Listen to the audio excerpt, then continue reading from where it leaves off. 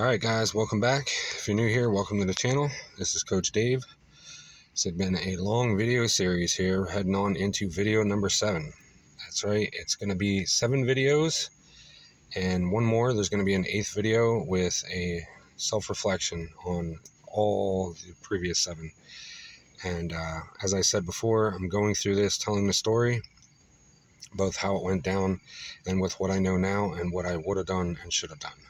So hopefully these have been helping you if you're currently in this situation, so you don't do what I have done, and you can learn from my mistakes, because you don't have to make them all on your own. Or if you've been through this and you can relate, and your partner, or what you thought was a partner, didn't give you any closure or any type of feeling of sense of worth, and you have so many undoubted questions in your mind, I hope this helps you in some way, shape, or form, and prevents a lot of people from ever going through this, because nobody deserves this. So, picking back up, I went through her phone finally that night. She was acting really weird. We hadn't been talking for about 3 days. Kind of were staying on opposite sides of the home. And I was waiting for her to come to me, because I was tired of always going to her. I was tired of her saying she didn't know and she would talk about stuff. And I was just at the point where I was tired of chasing. I was tired of just shrinking myself and feeling less than to get anywhere with this person. And it really wasn't getting me anywhere. It just felt like a hamster in a wheel, just spinning in place. So, as I said, she started acting really weird, like more so than usual. So, she kind of seemed happy, but like not towards me. Go through her phone, find out that her ex had reached out to her. Now, the way he reached out to her, and this might be me overanalyzing it, made it seem like she made a post or shared something that he would reach out to her just out of the blue. Or maybe he just did. I don't know. Can't worry about that specifically. But he reached out and she responded. So she at some point unblocked this guy, and he responded. And she responded. Now, that got me, especially it being him. But what really got me is reading what she told him about how she misses him. She's been thinking about him, their home, their cats, his family. She missed everything. And then proceeds to say, how could I love anybody else when I've had the best? I've been driving my sister nuts, listening to the saddest of love songs. That is ingrained in my brain. No matter how hard I try, it's not going anywhere. Because not only did you answer this guy and start lying to him, but you also lied about the fact that he has no idea that we're together. He has no idea that I'm living with you in this state. He thinks, because of what you told him, that you moved back home by yourself, have not been in a relationship, and that you've been mourning the loss of him this entire time and driving your sister nuts. Like, how pathetic is that? So you're trying to go back to this guy, and you're already going to start it off with lies. And it really just gave me the final nail in the coffin and clarity that I needed to know, that I don't know who this person is anymore. I don't think I ever did. And if this is really her, this is not for me. I don't want it. And I always knew. I always knew from the get-go. I knew it from the gate. I called it. I had her pegged since day one. And I sat there and I was like, well, like, here I am.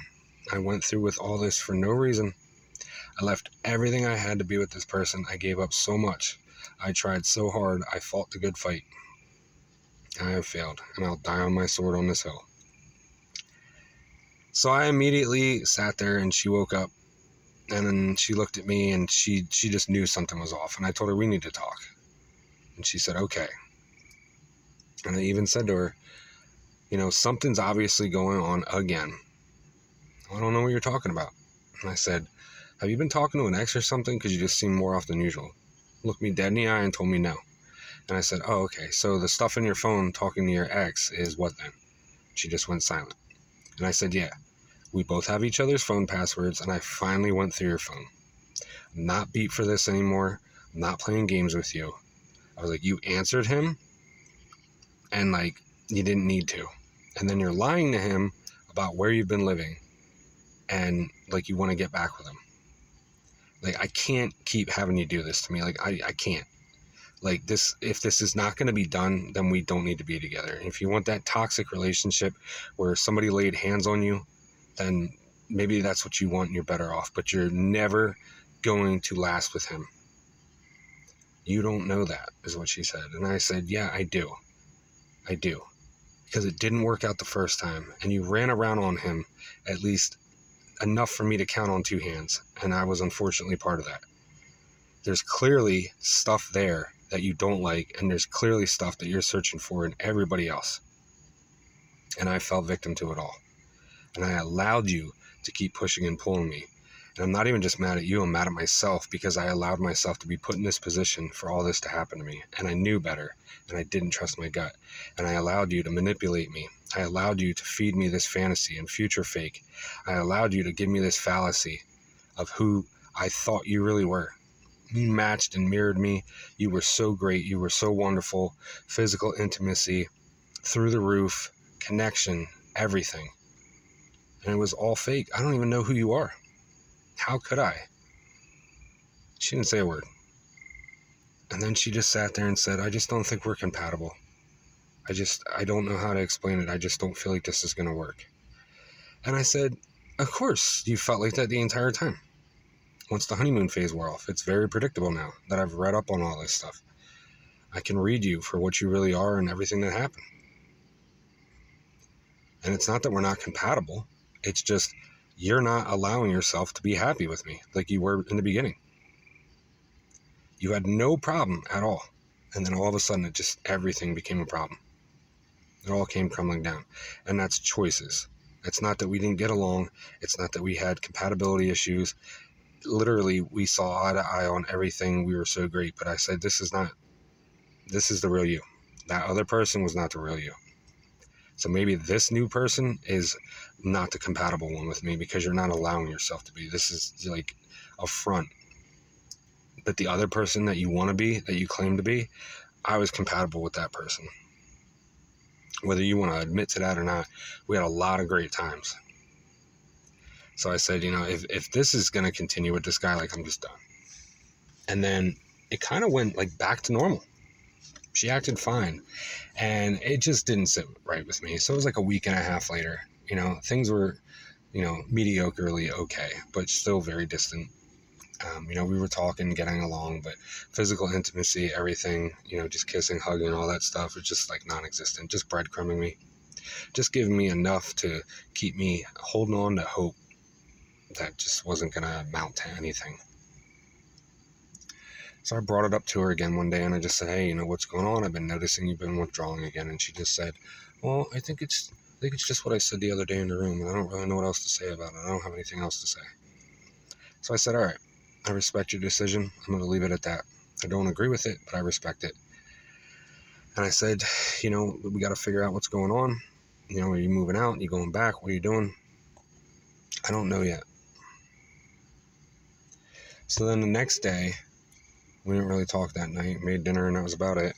The next day, she tells me that, we were supposed to go to her parents for a holiday, and she asked me if I was still coming. And I said, honestly, I think I shouldn't go. I was like, why keep up with the fake front? Just if you're done, then we might as well be done. There's no point in me going. And it kind of tore me because I thought maybe, like, if I go and we just keep acting like we're going to be fine, like we'll be fine. But I started realizing, dude, like I shouldn't have to feel like I'm coercing somebody to stay with me, Like, it shouldn't be like this. And it's not that that's what I was doing, but the way she acted made me feel like that. And I'm sure other people can relate. It's just mind-boggling. So she was there for a while. She came back, and then she didn't really say anything to me. And then the next day she told me, you know what's happening, right? And I said, no, how would I know what's happening? You haven't said anything. And she was like, oh, put her head down, like always, looked away and said, I'm moving back with my parents. I said, okay. Now, this was on a Monday. And I told her, I was like, you know what? We don't have to sit on opposite ends of the home. This doesn't have to be awkward. This doesn't have to be weird. We can be civil and coexist together. And like I said in one of my videos a while back, man, it was like a weight got lifted off of her. There was no more communication. There was no more connection. There was nothing to amount to. There was nothing. And all of a sudden, that person that I met in the beginning that acted like there was no possible way for her to come back, she couldn't be that person anymore. There was just this immovable object that was preventing her from doing that. Suddenly just reappeared at the snap of a finger. I'm serious. It's like we were back together. She was affectionate. She was kind. We showered together. We slept together, not in a sexual way. Cuddling, cooking, talking, laughing, communicating. It was crazy. And I was just baffled. I'm like, all right, like, you can do all this stuff that I've been asking you to do now that it's over and there's no strings. And that's what made me really realize that when they talk about dismissive avoidance and how they just, after the honeymoon phase, try to offer you friendship when it's over and can act like nothing happened. Just move on with their lives. Hey, see, I'm not so bad. I'm offering you friendship. And if I was really that bad, you wouldn't take it. So she stayed for like an entire week. She didn't pack anything. And I didn't know what to expect. And I wasn't going to approach her about it. I wasn't chasing her anymore. And I think it was a Saturday. I literally said to her, I was like, so what's going on? What are you doing? Are you leaving and are you staying? And meanwhile, like I said, everything's been great. And I was kind of like, I don't want it to end, but I know it needs to. So I said that to her and she was like, no, you're right. I've kind of been like dragging my feet with it. And I'm just, in my head, I'm like, well, why? Clearly you're indecisive and you don't really want to do this, maybe.